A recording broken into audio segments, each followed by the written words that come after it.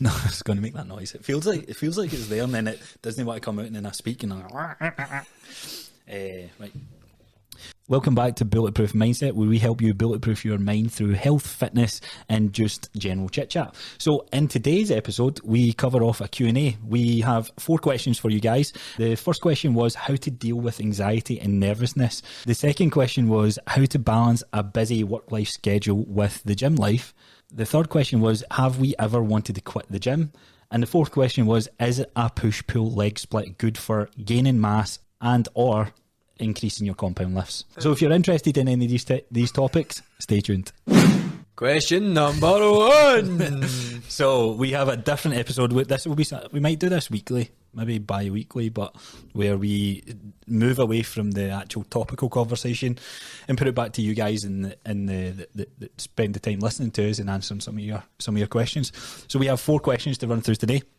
So let's get right into them. Let's go. First question then for you, James. Dum dum dum. How do you deal with anxiety and nervousness? So you I feel like we're fucking. I feel like we have a fucking run. No, but I guess you. I'll let you jump in here because you. I think you've overcame this pretty well, but you've had your roller coaster moments as with most people. 100%. So how do you deal with it? I don't know if the person's asking in general or in the gym, but let's talk about in general and then we'll go into the gym. Let's talk in general. Well, I think sometimes with anxiety you just need to push through and you need to do things that severely scare you, severely make you anxious, and have a plan to do it well. Do you know what I mean? Mm-hmm. So say that it's like maybe going to the bank, putting in money, that makes you severely nervous. You do that once, even through the pain of being anxious, you'll know in your brain, oh, I've done that, it was fine. Mm-hmm. Do you know what I mean? So if you go, right, so the first thing you can do is go, when's the bank busy?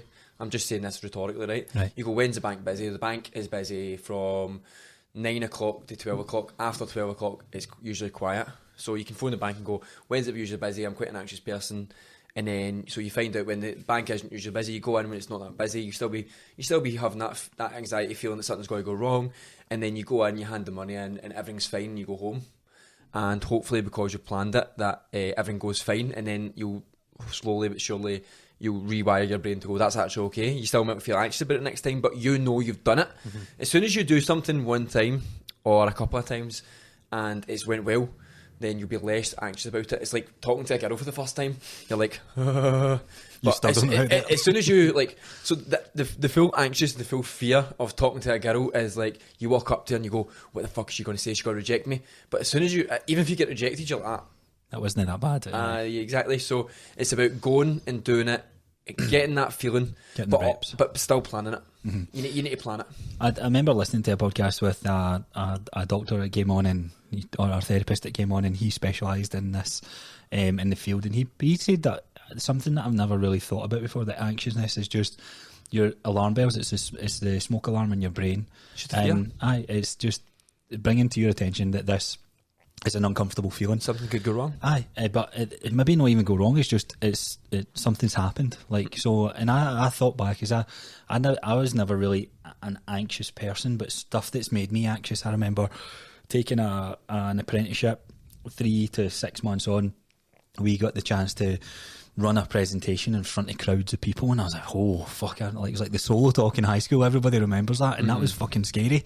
And it's because so that sort of feeling, that anxiousness feeling, and I don't know why I was maybe a wee bit more confident than most people at that, but I remember stepping up there and we were taking a presentation.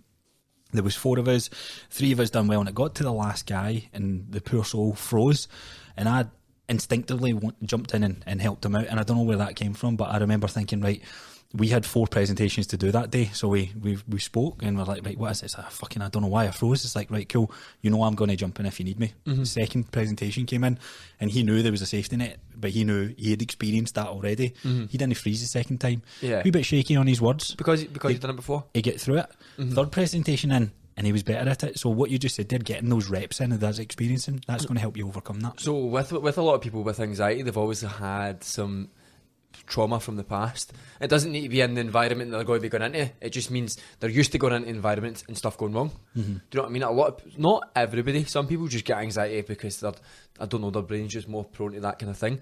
But a lot of people who struggle with anxiety or other things that are close to anxiety, feeling they're not good enough maybe in some situations, maybe. Yeah. It could be that. So when it comes to anxiety in a gym environment, make sure you don't go when it's busy at first. Do you know what I mean? Go at quieter times. Phone up and get the induction, as we've already spoke about in the past. If get a structured plan, and you know what? Like, I mean, I always say it: get a fucking personal trainer. Do you know what I mean? Straight away, if you're really anxious about the gym, get a personal trainer to start with. Do you know I think as well what you said, like just phone up for induction. I know that can be a big step for some of you guys listening, but as I said, even if you've had one, like there's just say like, I know I'm a member, but I'm really not confident in using some of these machines or using some of this spec. Would there be an opportunity for someone to talk me through that? You don't need a whole hour, like 20 minutes, 30 minutes of that will make you feel better. Even with 2 exercises, if you can overcome it and do it with those 2 exercises, that's going to have a knock-on effect to everything else. But the gym anxiety as well, like if there's someone else you can train with, that's another good tool where you can kind of mince about and just be distracted in what you're doing to help you get you in the door. And just always remember, it was always the PTs or the gym owners first day in the gym one time when they felt the exact same. Yeah, I always loved a coach because if I tell you one thing, when I got anxious and nervous, and I still kind of do it to this day, when I'm speaking with someone that is higher up in power, so in the corporate world, when I spoke to a senior manager or a director, and I remember going, fuck man, why am I, like, I'm talking about stuff I know, I'm in the position I'm in because I'm good at what I do.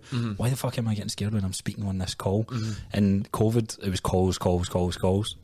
I remember someone say he pisses and shits like everyone else, but he also puts his trousers on the same way as everybody else in the morning. And I was like, so they do. He puts his trousers on, just like I do. And that is a way of thinking, we're all the fucking same. I was actually speaking about this last night, and if I might be going off on a tangent here, right? But I think, and this is Scottish culture, right? Scottish culture, everybody has been taught to downplay their achievements, downplay their confidence. You know, like I always say, don't think you're the best, but think you're fucking good. Because if you go into a gym and you think, I'm not really that good, I'm not going to be that good, then that's what you're going to be. If you go into a gym and go, I'm going to get in here, I'm going to learn, I'm going to fucking smash this, that is exactly what you're going to do. It's the attitude. So, like a Scottish thing is, you can't say you're good looking, you can't say you're good at this, you can't say you're good, you could be called arrogant. No, if you're fucking good at something, fucking say you're good at something. Do you know what I mean? Have that mindset that I'm good at this, or if I'm shit at this, I'm going to be good at this. That's the power of it, isn't it? Shifting the mindset. Shifting the mindset, I'm no good at this, so I'm never going to be good at this. I'm no good at this, so I'm fucking going to be good at it, and I'm going to fucking smash it. No, that's the way I see it. I like it. Okay, next question. How to balance a busy lifestyle and a fit, and what was that, and fit the gym? Or I guess it's like how to balance a busy lifestyle but also fit the gym into your daily routine, I guess. So the person who asked this question says, how do they fit their the gym in every single day? And the answer is, you don't. But I guess let's answer it in 2 parts. So do you need to go to the gym every day? Probably not. No. Probably not. Most people, it depends on your goals. Can you? Yes. But do you need to? No. Going to the gym for every day might be more a therapeutic thing, though. So that's why I'm thinking, let's try and answer it like how you do it. So for mental health. So a busy lifestyle, then this could be work, it could be family oriented, it could be a mixture of things. Well, tell me now, how many hours do you think you work a week at the moment? Work? I know I'm doing north of 60, 70 hours for sure. Easy. Right. If I'm encoding the content. I think that anybody watching this right now can probably say that's quite a busy lifestyle. So how many times a week do you train? I'm training just now 4. I've averaged the last 4 times a week. And how long are your training sessions at the moment? 45 to an hour. 45 an hour. So that is like a pretty, people be like, is that it? Know what I mean? Like some people be like, right, well, you must be training 5, 6 times a week. But when you're working that much, it's just inefficient to train any longer than that. I would say for any a good week, and look, there's no hard or fast rule for this. It's going to be different from person to person, and it depends on your situation, everything. But a good 2 to 4 day a week training is going to be a good sweet spot for most. Some people it's going to look like 1 day a week. Some people it's going to be 1 every 2 weeks because it's just trying to get in a routine, and that's okay. That's cool. But to make good gains in that, good progress, I would say 2 to 4. I would agree, 2 to 4. So I can assume by the way this person's asked this question is they have probably children.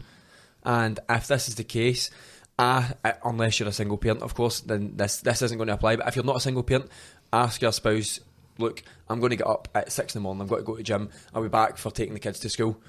And then that means you get your gym session in before the kids go away, and then you can go to work, and then you come in, obviously, you still got a hectic lifestyle, so then you'll need to plan your rest and recovery better, because obviously you might not get a great sleep, so you won't be able to gym as much. If you have kids and you're not getting as much a great sleep, well, there's no point in getting up after 4 hours sleep and smashing the gym every morning. It'll actually be less beneficial to you. And the question as well is like getting to the gym, like think about it, like shift the mindset to exercising. Okay, you want to lift weights, maybe you can only lift weights 1 day a week. There's things you could probably do with the other days, like going out walking. If it is with kids, it's like burpees in your room. No, don't do that. But no, there's other ways to exercise. There's other activities that you can do, especially with your kids.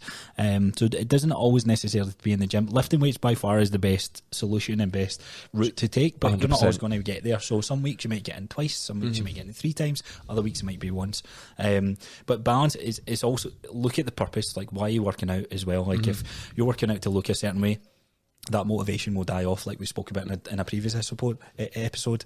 Look at the discipline, right? Okay, what shift my purpose? Why is it I want to work out? Because I want to feel better, because I'm going to be a better partner, I'm going to be a better mother, father, friend, whatever it is. Then that will spark a stronger purpose to work out. Yeah, and that's where I would leave that. So I think like, can you go to bed earlier and can you get up earlier?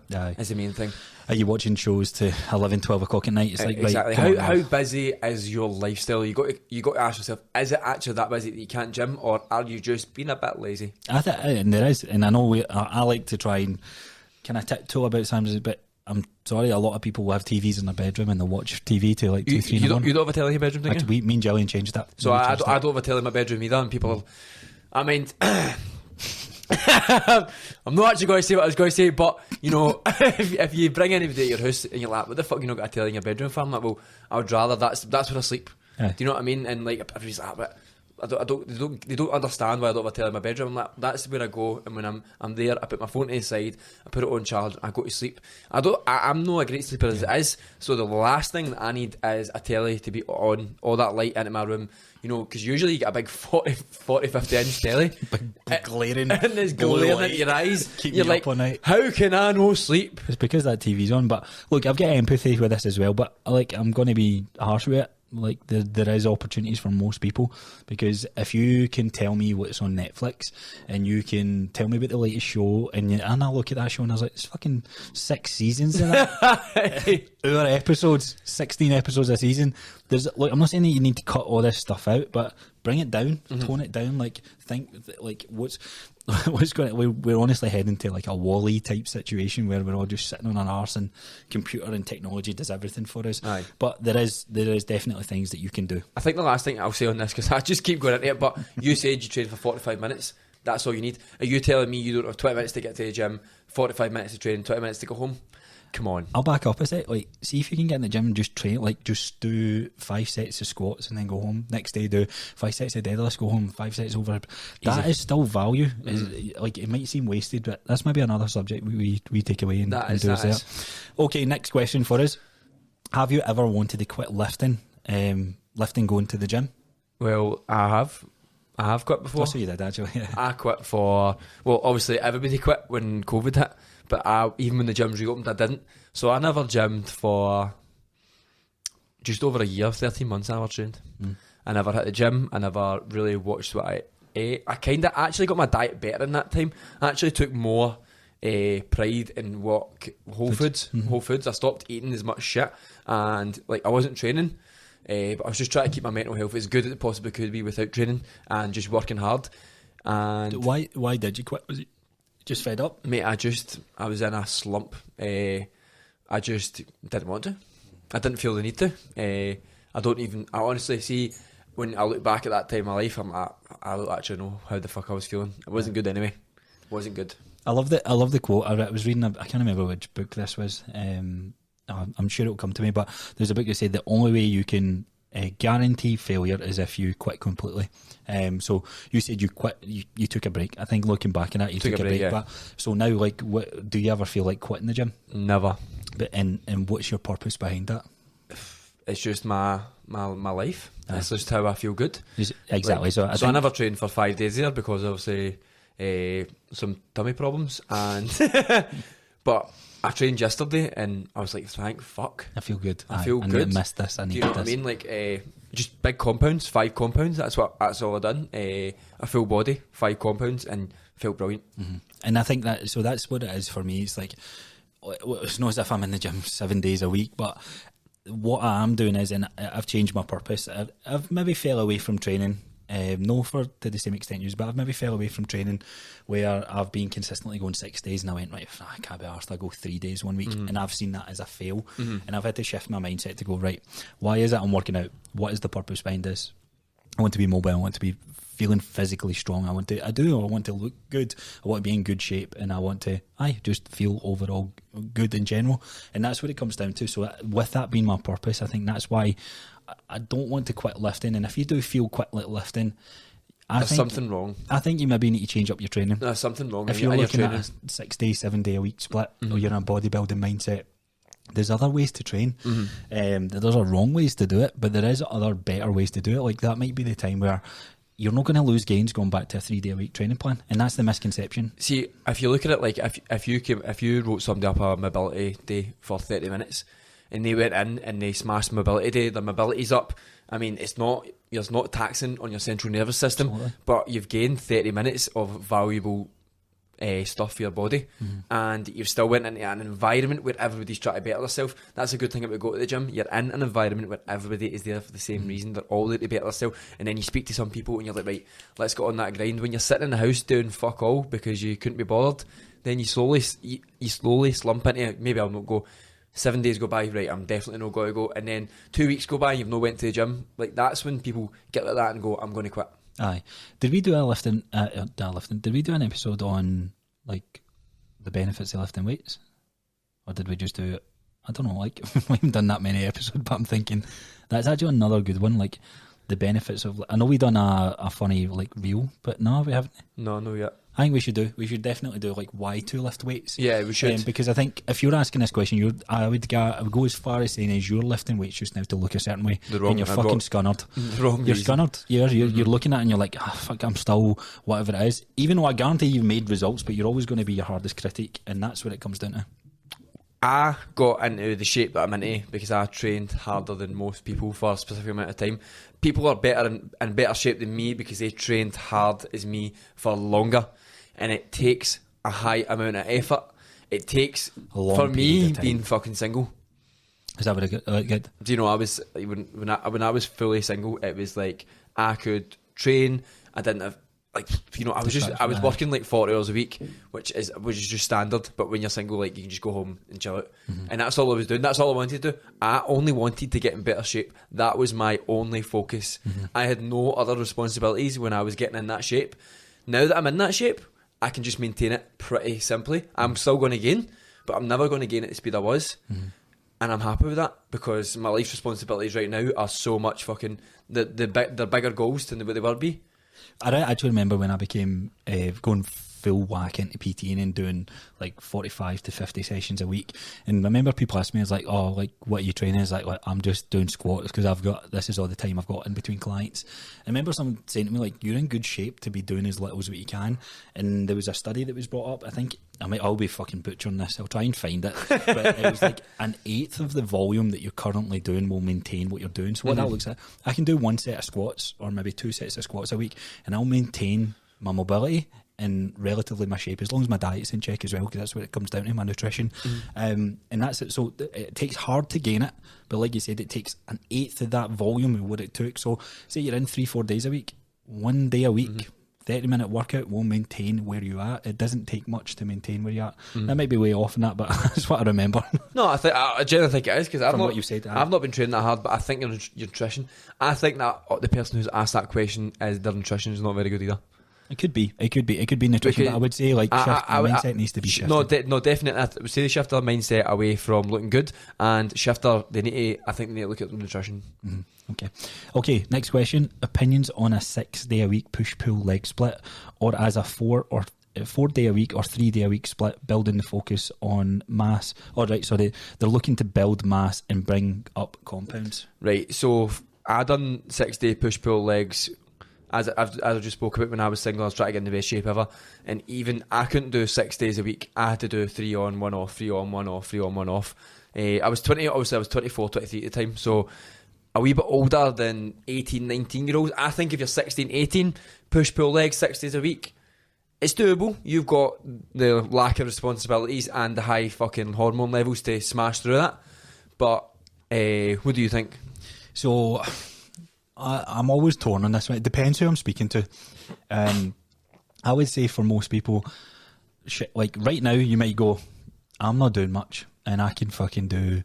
So how I started training, me and my mate trained, and we done like chest on a Monday, we done back Tuesday, shoulders Wednesday, and we kind of repeated depending on what muscle group we wanted to grow. And that, don't get me wrong, that did allow me to understand exercise a wee bit more. So for the 18 to 21 year olds in that category, I had more time. I was in a new relationship with Gillian, so I actually remember going, mate, I'm going to not be able to train with you tonight because I'm going to the cinema. Right, so there was sacrifices that we needed to. Hey, she's my wife now, so. But there's certain sacrifices that came up, and I remember him going, what? You're fucking missing the gym, and he got bigger. He got bigger, and he's a bigger boy than me. So I'm not saying this because I missed fucking back day on a Tuesday every so often or a Wednesday. But what it came down to, I would say, whoever's listening to this, there's going to be a different answer to depending on your situation. How are you set up in your lifestyle factors? But I would say a bulletproof way of training, and I'm going to be cheesy and cringy to say that, but a bulletproof way to train is generally an upper lower split or a full body training. And the reason I'll say this is because most people, even if you are in the 18 to 21 year old category, you're doing your chest day, so you're doing maybe a heavy bench. You do your leg day. Some of you aren't even fucking breaking the squat variations and that, you're sticking to the machines. But if you do a full body routine, right, so back to what I'm saying, you do a chest day, a back day, a push pull leg day. Monday's good, Tuesday's good, Wednesday's good, Thursday maybe go out because it's student night, Friday out with the boys or out with the girls, Saturday comes on, you fuck it, and then you're back to Sunday. So you're back to Monday, you're like, right, I'll do it this way. Run that the course for a year, you'll miss more leg days and back days or arm days or shoulder days more than you did chest days. That's the bro split. So your chest will grow but your legs won't, because if you follow that over a year, 2 years, 3 years, 4 years, that's why there's imbalances in your body. Whereas if you train a compound lift full body type split, you're going to take care of the main things on your day one, and everything else is a bonus. That's the way that I see it. It's just better it's better time consuming, it's better for to have a good, I say work-life balance, but it's to have a good quality of life where you're no, because there's an unhealthy session as well. And I wouldn't say unhealthy, it depends on your goal, because I know some people who love to train like bodybuilder, but look like a bodybuilder, but maybe not necessarily be a bodybuilder. And I know other people are training to be bodybuilders. What did I say? Bodybuilders? Bodybuilders, and that's cool, and then that's a good goal to have, but there is fucking sacrifices that they guys need to make. I've been there and I've done that, sacrificed life events, relationships with friends, even pushed the relationship with Gillian because I had to be so selfish on my own thing, and that's not just for most people. That's not a lifestyle that you need to live. I don't think being selfish at that age is too bad. I think that's the time to be selfish, and it's obviously worked out for you, so it is all right. Like the person who's asked this question is probably younger, because if you are our age and you're doing 6 day push pull legs and doing everything else, you will be fucked. Think so? Absolutely. Fucked. You will be fucked. You're not recovering from that. It depends on your tolerance. It depends. No, because you do push pull legs, right? And then after your leg day, you need to go and smash it again. Right? You don't even get a break. 6 days in a row. Come on. So I was going to run a 6 day a week program. I generally was going to go on, because it's been ages since I've done it. I'm easing into it, so I'm doing like full body just now. Once my tolerance is up with that, I'll kind of assess where I am. I'll add a wee bit extra, but push pull, I still think it comes down to who it is. It comes down to it is. You're right, 100%. It does vary in everyone. The way the split that I felt was best for me was Monday, Tuesday, Wednesday rest, Thursday, Friday rest, and then I just made it up as I went. I didn't make it up as I went, but I done squat, bench, deadlift. No, I done bench, squat, deadlift because I wanted my bench up. So see, look, you could do push pull legs, or you could do pull push legs, But or you could do leg push pull. And this is where it comes to, like, this person wants to add on mass, right? So there's different ways to add on mass, but this person also wants to increase their compounds. So you need to look at, right, you can't bake your cake and eat it. You need to focus on one thing, because if you're following a push pull leg split, your compounds are going to suffer a little bit, because you can't push it and program it in a way that's effectively to gain your compounds. Oh, what you could do is you could have some. So if you're going to have 6 days a week, you have 3 lighter days at the start for your compounds and 3 heavier days. But how you program that is totally going to vary on what compound you want to increase the most. Because something in the push pull leg split, something always takes a hit. It's impossible for it not to. This is why I love the programming of phasing, and I don't like following a program for any longer than 8 weeks. Maybe I push 10, but it's been a long time for I've followed a program any longer than 6 weeks, because with your squats, your benches, your deadlifts, there's ways that is ultimately the best compound lifts to be doing, but there's also things that misses out. Unilateral movements, individual walking out your plane of motion, everything is fucking bilateral. So moving out that plane of motion, like sidestep lunges or rotational type work, like there's missing out. That's why powerlifting has its misses out some, has its imbalances. CrossFit has its imbalances. Fucking bodybuilding has its imbalances. But there is value from each one of these things to cycle through your. So workout. I've got a cyclist at the moment, and we know that all she does is work in one plane of motion. She sits and her legs go forward, and that's it. So what I get, that's all she does. And so I bet she's got tight hips, and she does have tight hips. So I get her doing side to side. The name escapes me, but was it with the rotation with the? No, so you bounce from side to side, but use your hips to bounce you. The name has escaped me, right? But I get her lateral bounce, right. So I get her to do lateral bounce because she doesn't work in that plane of motion ever. Oh, skis, skis. Right, I know what you're talking about. So she does them, like and explosive movements from jumping side to side. Explosive movements jump side to side, and she's felt such benefit. And that is the thing with push pull legs, is one, it fatigues you quite quickly, so the chance of injury is pretty high. Look, if you're young, you're probably going to be alright, but if you're older, you've got no chance. And as you say, there's no movements in there that actually benefit your body in any other way apart from just bodybuilding. Right, cool. What do you think on that? What, with the push pull legs? I just think I think there's a shelf life in all types of training, and I think you should follow it to a T. And really, it's a bit controversial, but I'd say as you start to see benefits from the program that you're on, change it. And because your body's starting to get used to it, and as you progress through your training career, the more that you train, you're looking for that novice stimulant. So if you're training in 8 to 12, kind of explore the 2 to 6 rep range. If you're training in 2 to 6 rep range, explore the 15 to 20. Like, it's not like, maybe even if your goal is to add mass, explore the variety or different ways of training, because that's going to make you better at programming. It's going to make you better at lifting in general, and it's going to make you a stronger, more bulletproof individual. Yeah. So, like, as you say, you're 100% right. It might work for people. If it works for you, do it until it doesn't. Yeah. And then change, and then look at something different, and then you'll have learned a lot by that stage, because everybody works differently. Everybody's got different tolerances to recovery. But if this person is wanting to bulk, I mean, your main focus is your food and your sleep as well. Yeah, and because it's bulk for what? Because it's not like it's quite a generic thing. Like, I want to add muscle mass. Like, where? Like, why? Like, these are all questions. It's really hard to answer some of these questions sometimes, but it's good. It's a good topic to explore. So it is a good topic to explore. The one thing that I would say is that if you're wanting to bring up your compounds, I personally would not do the 6-day push pull leg split. I think to that person, but to anybody else who wants to do the push pull leg split, give it a try. If you can recover from that, 100% do it, and try it until you get to a stage where you've peaked, and change it. But for this person, if your main focus is bringing up the compounds, nah, I wouldn't do that. Cool.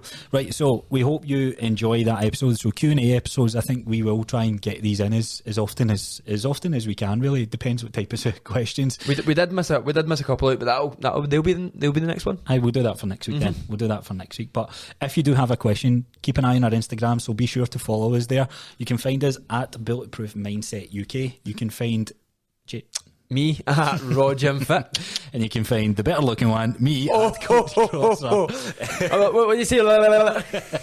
So we hope you guys enjoyed that episode, and we'll see you guys soon. Have a nice day.